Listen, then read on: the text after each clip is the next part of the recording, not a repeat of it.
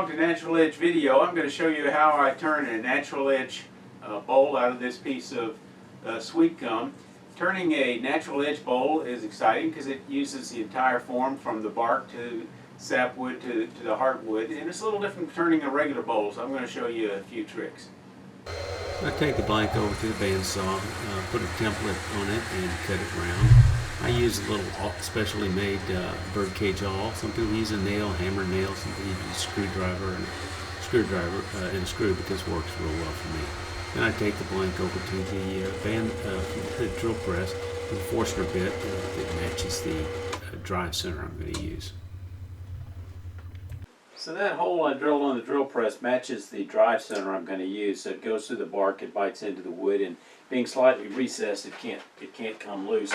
And then I'm just going to kind of try to line this bark up, oriented a little bit, and get a good feel for it before I tighten it down.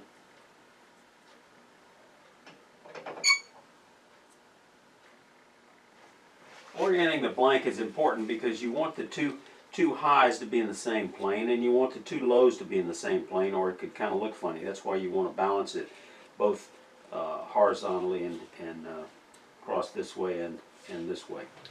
Okay, normally with a regular bowl we have the bark on the back side, but in this case we're going to flip it around because the bark's going to be on the rim. I'm using a six-prong chuck that works well for these kinds of applications, and just the normal tension on the tailstock bites it in pretty well into that recess I cut. I move it a little bit, make sure it doesn't move at all, and it's good. First thing I'm going to do is going to kind of balance it a little bit, taking off the edge, but you got to be careful not to go too far into this bark here that you'll rip it off. We'll go into that in more detail later. Using a 5/8 inch bowl gouge. And I clear it, make sure it clears the tool rest. I get the speed up to, it's a pretty small bowl, so I can get the speed on up a little ways. Get up to maybe 800. It's fairly well balanced and the lathe's not moving. So I start with a 5/8 inch bowl gouge with somewhat swept back wing and just do some pull cuts to flatten it back.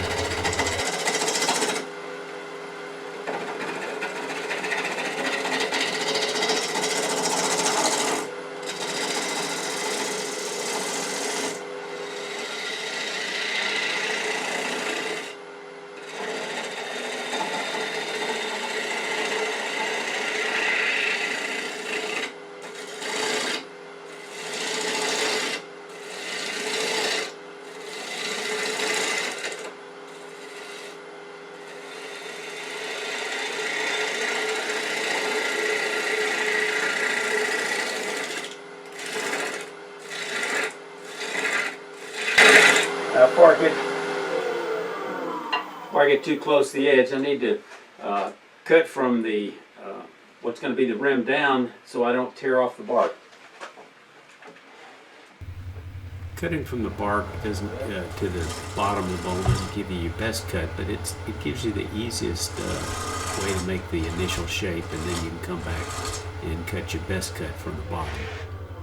I find my 6-prong chuck slipping.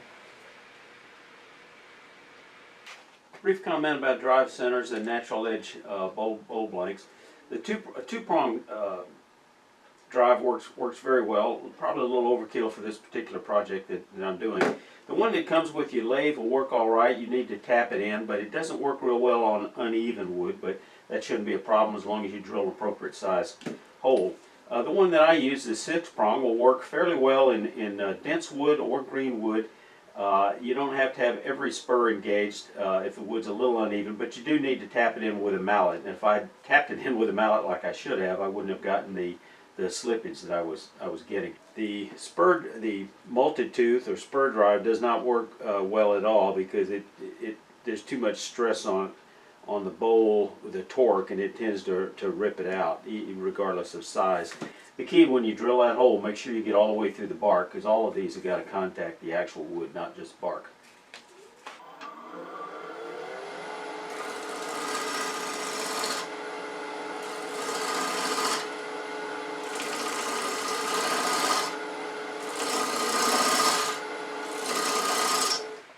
Okay, I've got a pretty nice cut here, curve. I'm going to come back and get rid of that little bump right there.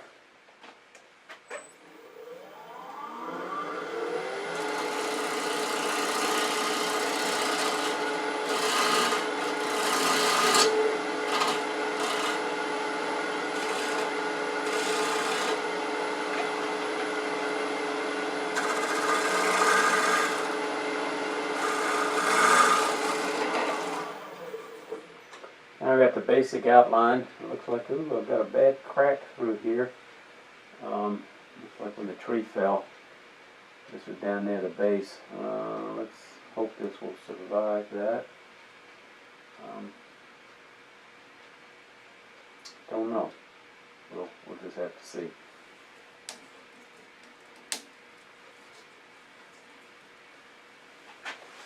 Got the tenon marked.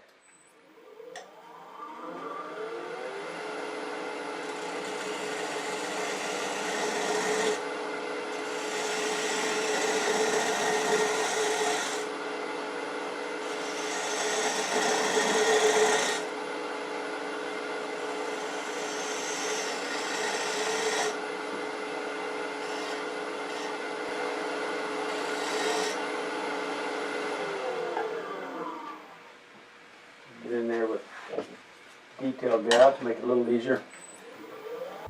I cut a parallel tenon because that's what's called for my record power normal jaws. Now let's finish shaping the outside. I'm going to come in here with a smaller bowl gouge, less steel, less friction.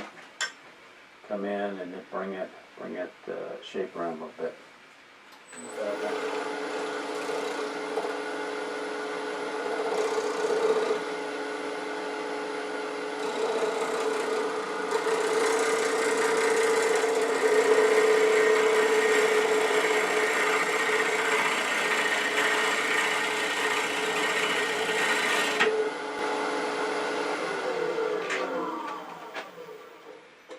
Okay, got a very nice clean cut here.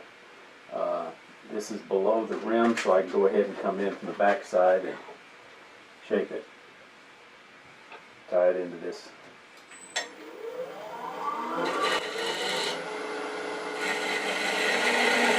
Make a secondary split here.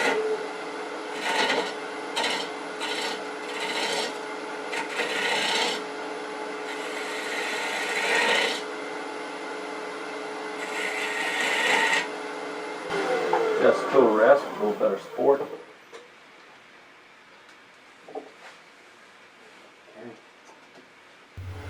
I switched to a 1/2-inch spindle gouge, grounded about 40 degrees, and after watching Richard Rafford's videos, I'm about convinced that seems to work real well on the outside of the bowl, not so much the inside.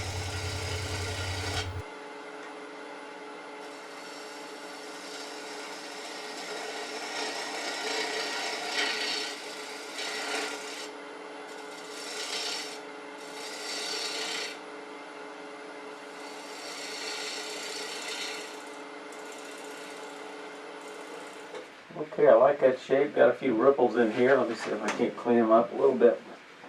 The bowl gouge before I switch to a shear scraper. To try to smooth them out with this.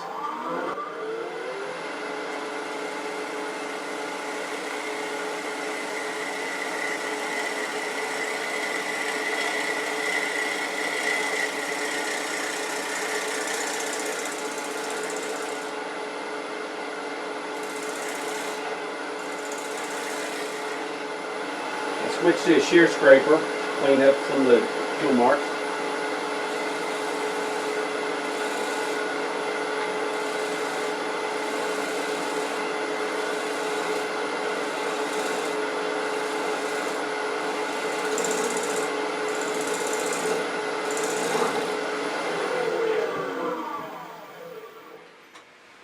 Okay, yeah, nice finish, except for a little bit of split. I'll put a few drops of thin CA and hope it doesn't, it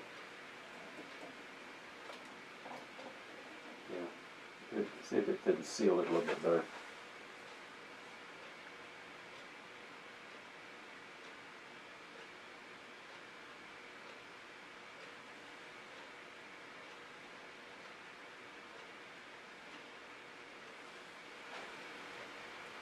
Give that glue just a moment to set up.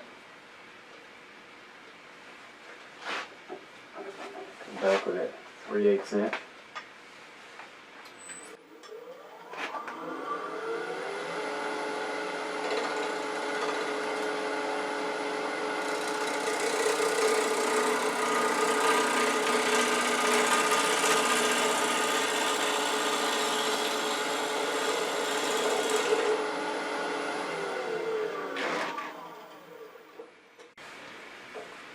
Clean, clean, clean.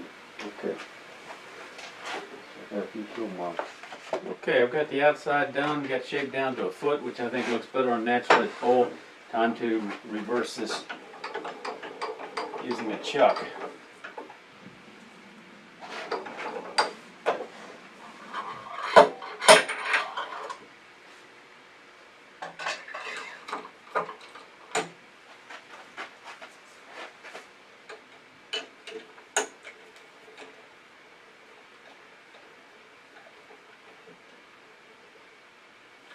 Okay, I've got good registration with the chuck jaws against the base of the tenon. Okay, I'm going to cut out some of this middle so I get closer to the bottom of the rim, and then we'll come in and get a nicely cut rim cut. So I can come in there, I think, with this 5/8 inch and just rough out some of this. Up to about here. Okay.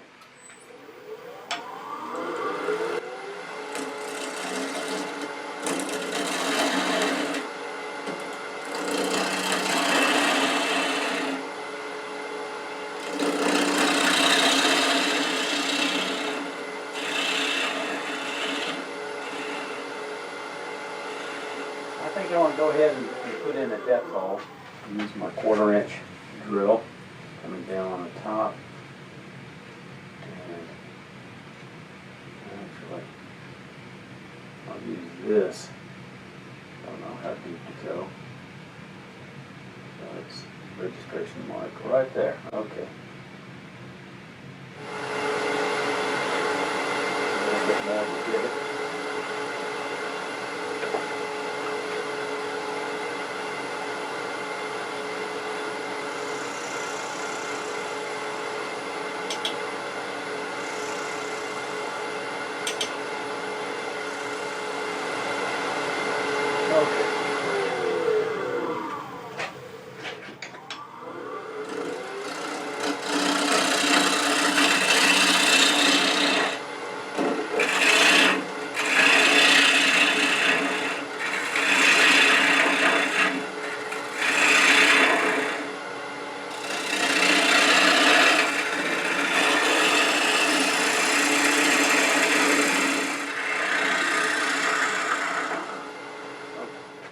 I want to make sure I'm clearing that bark.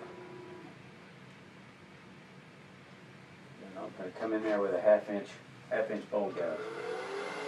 And perpendicular.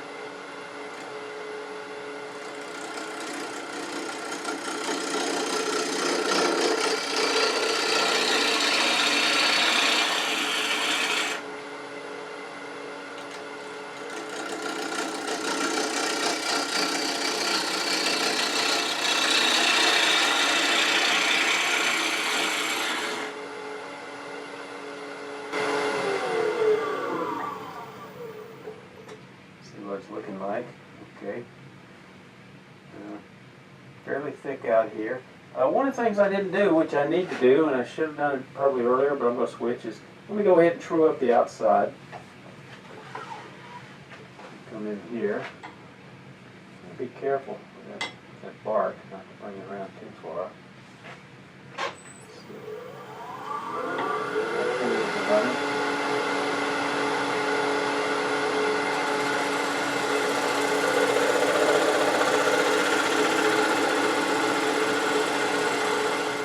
That's looking good.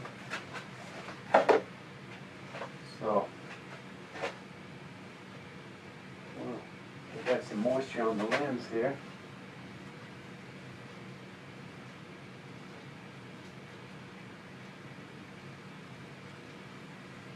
Okay, take care of that. Clean this in, and make sure it clears the bark. Interrupt your cut, see if I can get it speed up a little bit.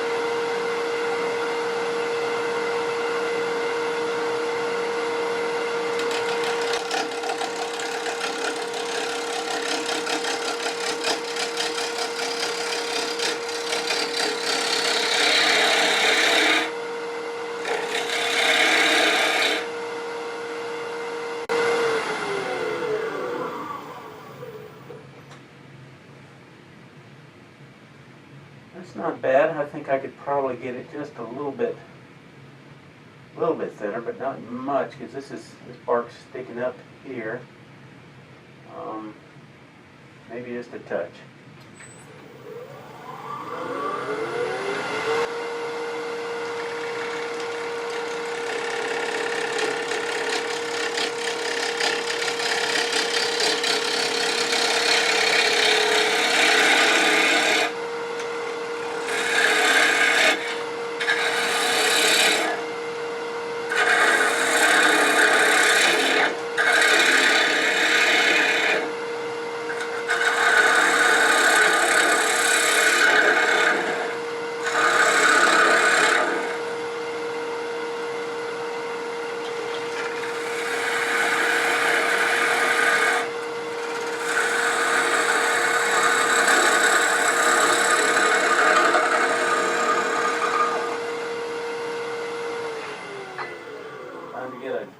Time to get depth gauge out.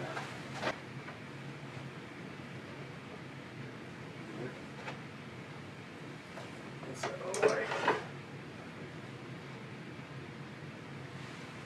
I have to use calipers. It's too hard to see with this depth gauge, but I've got to go down at least looks like 3/8 of an inch. So I'm still good. It's a different shaped flute, a little more open flute, a little blunter grind. That other one was 40 degrees, and I was going to have a hard time coming around without bumping the rim.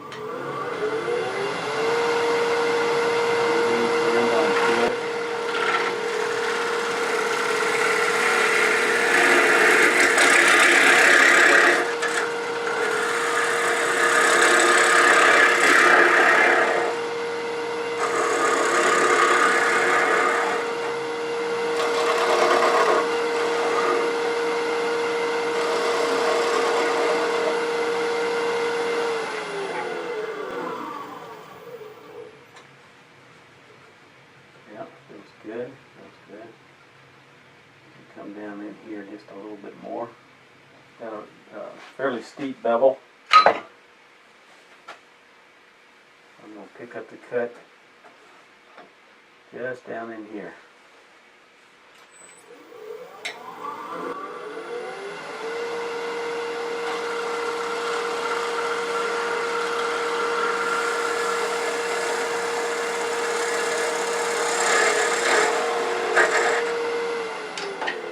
I always pull my bowl gouge out so I don't accidentally hit the rim. It's still a little thick. I think I can cut it down a little bit more.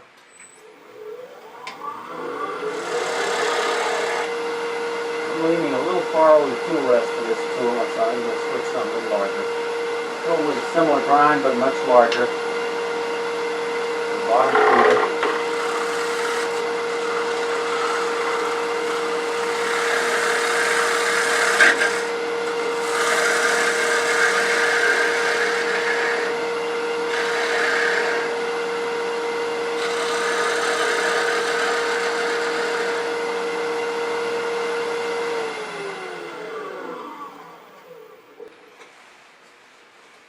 Thickness is good except for the very bottom. Scrapers don't often work well in green wood, but I'm going to give it a try. Just that bottom right there.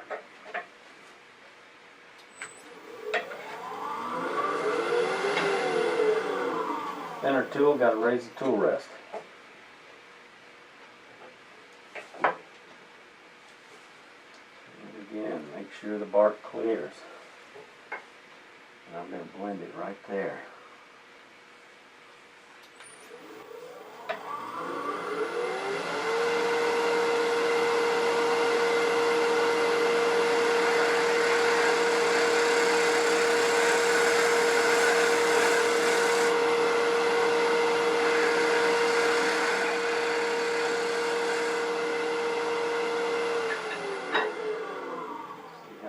Blended it. Nope. Still got some blending to go. I think I'm going to mark it.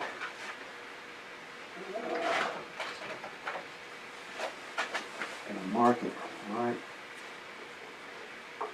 here. That's where it's got to come down. Easily marked with a piece of chalk. I'm using a conventional scraper with the handle just slightly up, and it has a fresh burr on it.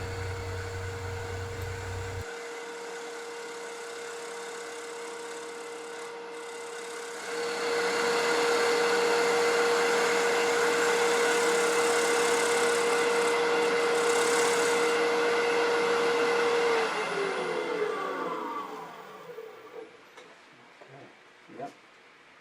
I'm happy with that.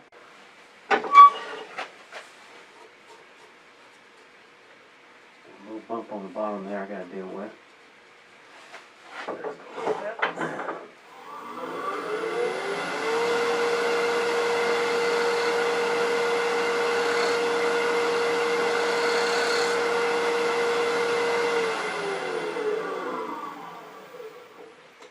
Okay, that's got it. That's got it. Okay, that's good. I'm going to do a little sanding now. Do a little wet sanding.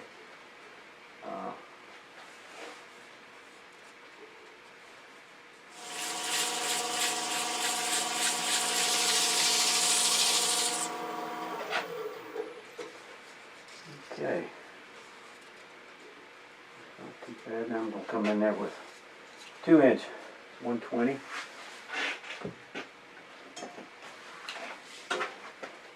And with the lay it off.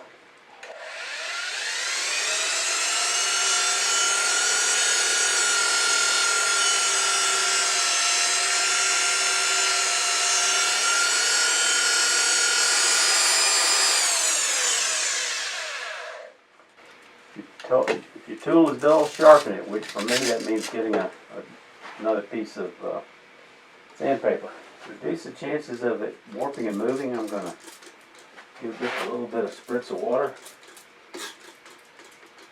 That'll make it better when I wet sand.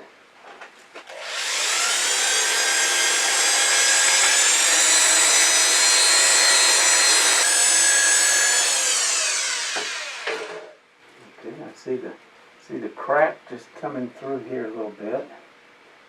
A little bit on the back side. I think that CA kind of helped fill it in a little bit. Let me try one more pass and then sand the outside.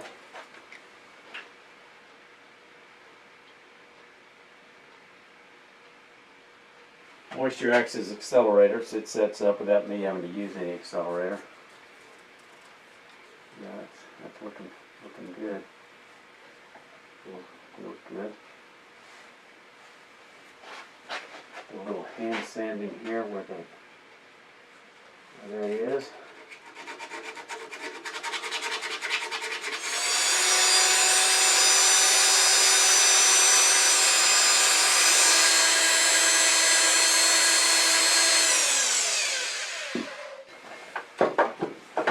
Alright, we're ready to turn it around on a friction chuck and turn it off. Alright, I'm going to use as a friction chuck my vacuum chuck that's got this closed cell foam. Won't mar the wood.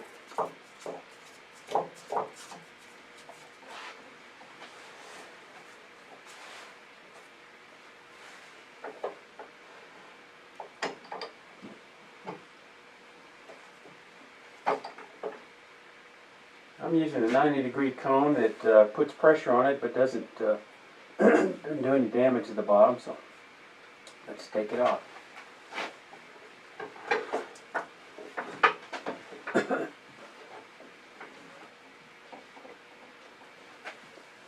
Turn it, make sure everything clears, no surprises. I'm going to leave that foot on there. Just going to remove this. Use this 1/2-inch spindle gouge. Lower the tool rest just a bit. Get the speed up.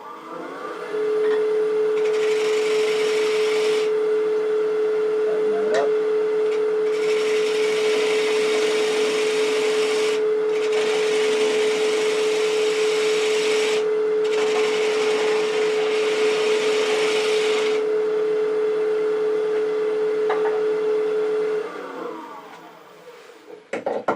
See if I can get the vacuum pulled on this. Make it a little easier, not necessary, but nice when you got one.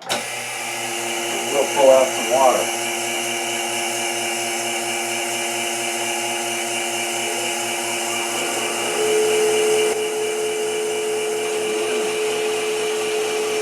Pressure off the bottom. Leave it centered up for a while. Get a little smoother cut.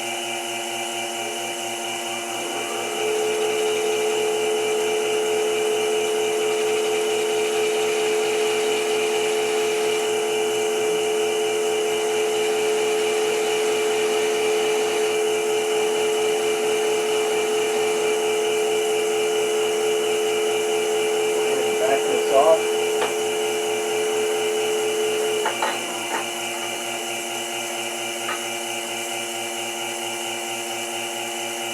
Straight here. Get that little nub.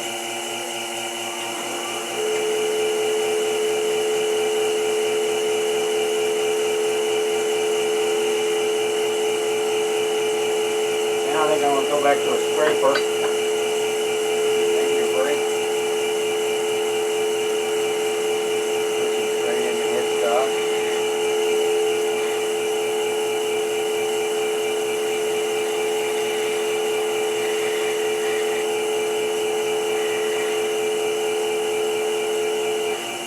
Good, sit flat. Nope, got a little bit more nub to get rid of.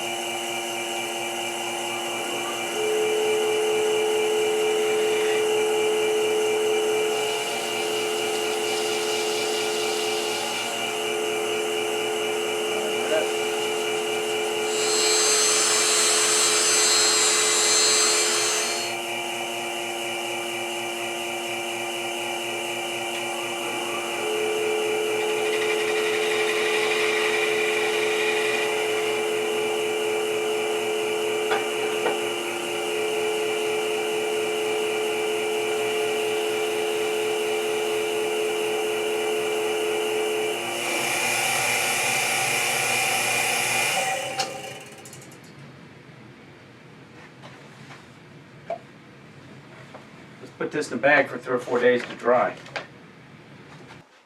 Let's talk just a bit about bowl design.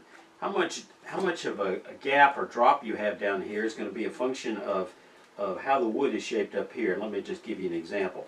If you want this to be fairly flat, not dip down between the high and the low, then it would be helpful if you had a flatter surface like this particular bowl. If this particular block, if I was cutting the top of it along here, then you would have you would not have big variation. On the other hand, if you had a block shaped more like this end of it, you come across and you're going to have a bigger differentiation because it's going to change from here down to here. Let me draw a picture of that. So you can see there's going to be a bigger difference between the highs and the lows on this more pointed blank than there would be on this flatter portion of the wood. Now let's talk about the pith. Generally, we don't want the pith in a bowl, but you can give it a try. Some woods it works well. If you've got a branch, maybe it has other. But keep in mind, there's a good chance you're going to have a a crack emanating from the pith when I never finished this particular bowl. But you could fix those. Another example of a simple one you can turn, if you use a branch or a very small tree, you make it longer and you can get a shape that looks like this. To do that, you're normally going to have to leave the pith in the middle of it, and in this case, I'm not sure what this wood was, but it did not crack at all. This was, I turned this just a few months after I first started turning under somebody's supervision. I checked out this book by Michael O'Donnell, Turning Green Wood, out of my local library before I bought a copy off of Amazon. There's a newer version out. I'll have a link in the show notes, an affiliate marketing link. I'd be interested in one tip that you knew that you knew bowl turners got out of this video. Remember, y'all stay safe and come on back, you hear?